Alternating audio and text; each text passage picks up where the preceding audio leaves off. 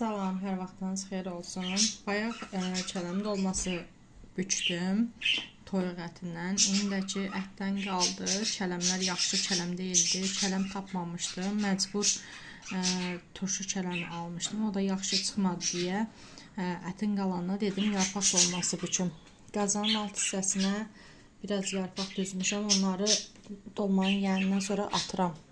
Yəni sadəcə olaraq divinə, bir də üstünə mən həmişə qazanın yarpaq qoyuram. Ətimiz də budur. Yəni bayaqçı kələm dolmasının ətidir. İndi nə qədər çatar yarpaqla bükəcəm. Görək yarpaqla necə olur. Onu da yenə qeyd edeyim ki, kələm dolmasında, yarpaq dolmasında toyuq ətindən ilk dəfə edirəm. Dadı necə çıxacaq paylaşacağım sizlə. Dünən YouTube'da gördüm. Xanım izləyici paylaşmışdı. Dedim mən də yoxlayaram. Yarpaqlarım da ki, qəşəng yarpaqlardır. Anamın öz qoyduğu yarpaqlardır. Bağımızın yarpaqlardır. Çox qəşəngdir. Prosta açılmayıb da, açılmamış formalardır. Yarpaq dolmasını da bükdüm, bitdi.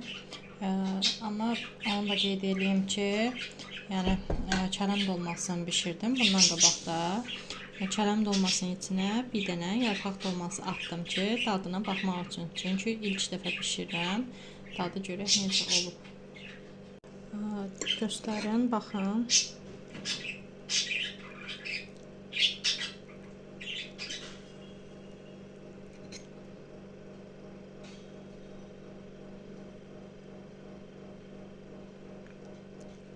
Kələm dolmasının dadına baxdım. Çox qəşəngdir. İndi yarpaq dolmasına da baxım. Düzdür, yarpaq dolması bölünmür.